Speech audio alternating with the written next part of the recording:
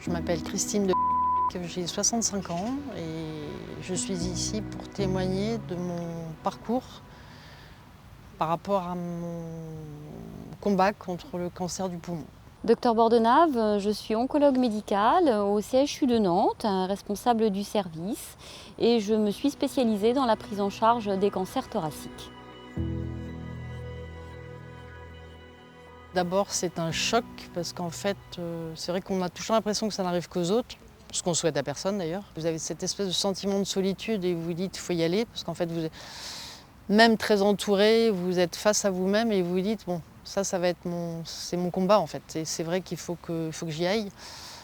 Et c'est vrai que les gens ont été vraiment le personnel médical, enfin, tout le monde a été extrêmement bienveillant et c'est un soutien extraordinaire. J'ai eu la chance de ne pas faire de chimio, il n'y a rien qui a changé dans ma vie. Mais j'ai pas non plus d'effets secondaires. Bon, il m'arrive d'avoir des petits moments de fatigue, mais aujourd'hui, je continue à faire du sport, je continue à mener une vie normale, quoi. Donc en fait, j'ai un quotidien qui est plus que normal et je pense que c'est dû aussi au fait que j'ai la chance d'avoir ce médicament tous les jours qui fait partie de mon quotidien et qui est là comme je prends mon déjeuner le midi en fait. Je suis arrivée donc en cardiologie pour la tamponnade. Je suis restée quelques jours en cardiologie parce qu'il a bien fallu faire des examens plus poussés pour savoir d'où provenait cette tamponnade. Et puis quand on s'est rendu compte que c'était quand même lié au cancer, je me suis retrouvée en oncologie. Et là, sans aucune recommandation, il s'est trouvé que j'ai rencontré le docteur Bordenave qui m'a recommandé mon traitement et que je vois depuis, que j'ai vu pendant 4 ans tous les mois en fait. Là, je la vois beaucoup plus irrégulièrement, mais tous les 2-3 mois quand même. Je pense que j'ai tout de suite fait confiance, effectivement. De toute façon, vous n'avez pas le choix non plus. Et puis c'est vrai qu'il y a quand même quelque chose qui a été là. C'est vrai que le jour où le docteur m'a dit « j'ai un traitement pour vous », je me suis dit de toute façon, en fait super, parce qu'en fait vous ne savez pas trop où vous allez. Vous êtes quand même soutenu, vous avez un suivi. Enfin, moi je me dis que c'est quand même une chance. Il ne vous échappera sans doute pas que j'ai une relation effectivement particulièrement forte et particulière avec Christine, mais je dirais qu'en tant qu'oncologue, n'importe quelle rencontre est particulière. Et c'est cette particularité qui m'anime dans la connaissance de la personne que je vais être amenée à prendre en charge, particularité de la maladie, particularité de l'individu dans son histoire personnelle, son parcours, son existence. C'est le côté absolument passionnant que celui de prendre en charge une pathologie chronique qui fait qu'en outre aujourd'hui avec l'innovation thérapeutique, on a la possibilité de suivre les patients pendant des années et des années. Je reconnais qu'on se voyait très souvent avec le médecin, avec le docteur Bordenave, mais c'est vrai qu'on a fini par parler, évidemment, à chaque fois c'était la maladie, mais il y a bien un moment où il faut casser un peu parce que c'est quand même très lourd de venir tous les mois dans le même endroit où on vous a découvert quelque chose. Enfin oui, on vous a découvert votre maladie, qui a été un tsunami dans votre vie, et puis vous vous dites de toute façon... je me suis même pas posé de questions en fait. Il y a quelque chose qui s'est créé, qui s'est installé. Et puis je pense que, parce que de toute façon le docteur est aussi quelqu'un qui est très bienveillant. C'est vrai que même quand on est dans la salle d'attente, on voit bien qu'à chaque fois qu'on a un problème particulier, c'est quelqu'un aussi qui passe beaucoup de temps vis-à-vis de chaque patient. Donc vous vous dites, c'est vrai qu'on a quand même une chance d'être suivi par quelqu'un qui est bienveillant en fait. Au décours de l'annonce d'un cancer, qui reste quand même la confrontation à une pathologie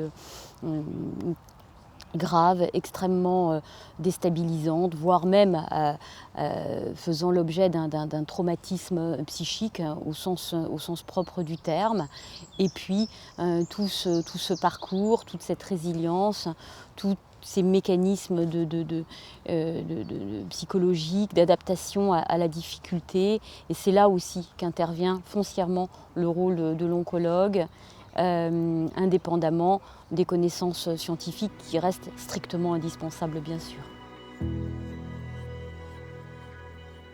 Si l'on restreint le rôle du médecin à trouver le médicament adapté à la pathologie, je dirais qu'effectivement notre relation et notre parcours dépassent la relation médicale.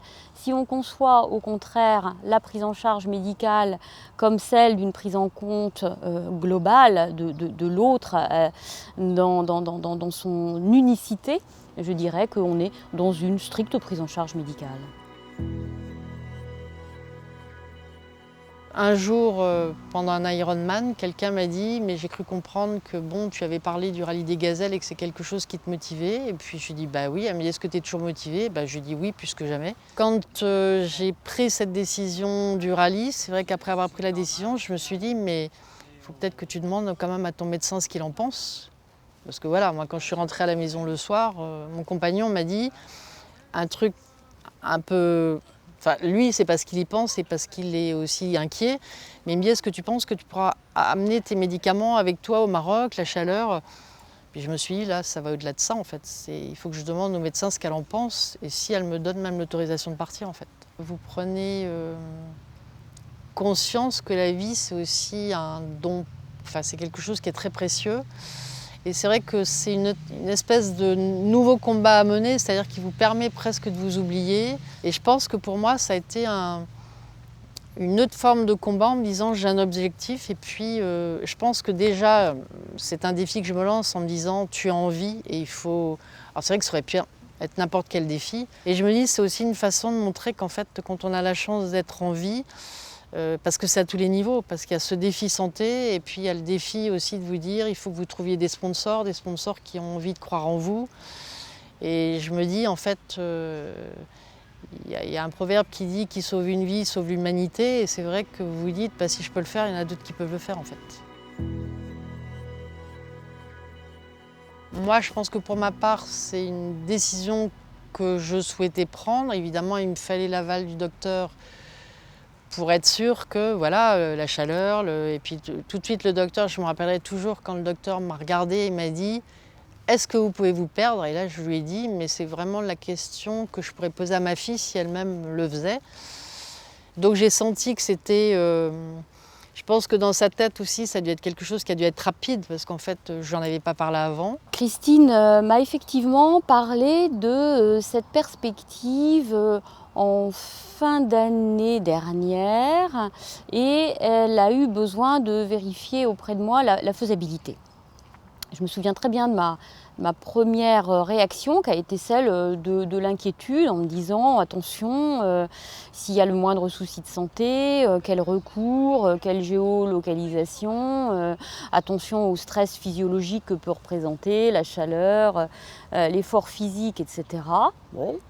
Mais il était inenvisageable pour moi de dire non, ce n'est pas raisonnable, non, je ferme la porte, non, attention à tel paramètre, sans avoir des arguments majeurs à la fois au niveau purement médical, physiologique, mais aussi vu ce que je percevais de l'enjeu de ce projet, qui dépassait de beaucoup, évidemment, la pure projection de la concrétisation de ce rallye. Et alors là, je me suis retranchée sur ce que je sais faire en tant que médecin, c'est on sécurise la physiologie. C'est pas un jeu, c'est une aventure en fait qui fait que vous y accrochez et en fait on a pris plaisir aussi à échanger. Et le fait de voir que le docteur Bordenave le cautionnait, moi ça m'a rassurée. J'avais besoin de me rassurer moi-même pour rassurer Christine secondairement. Et puis après, à partir du moment où tous les paramètres physiologiques étaient au vert, je me suis dit on va y aller et mon rôle c'est d'accompagner Christine dans cette perspective que je ne qualifie pas de déraisonnable.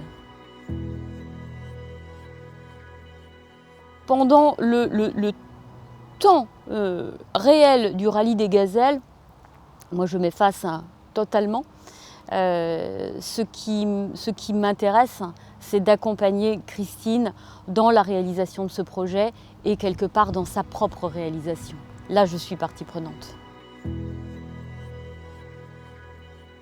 Je me dois aussi d'être forte Ne serait-ce que vis-à-vis de vos enfants, vis-à-vis de... Parce que j'ai aussi mes moments de doute, parce que vous savez aussi que quand vous avez ce type de maladie, vous avez toujours un coup près au-dessus de la tête et que rien n'est jamais acquis de toute façon, mais qu'il ne faut jamais perdre l'espoir et qu'en fait, et qu'il faut y aller en fait, et qu'il faut s'accrocher. L'audace et le fait d'oser me semble aussi important pour un patient que pour un non malade, mais également l'audace et cette capacité d'oser accompagner. Je crois que c'est quelque chose que l'on pourrait aussi transmettre à d'autres médecins, des jeunes collaborateurs, d'oser accompagner des patients dans ce qui leur correspond à eux et dans ce qu'ils estiment bon pour eux. C'est ouvrir le champ des possibles et c'est être avec eux dans ces instants de vie et ces moments de vie.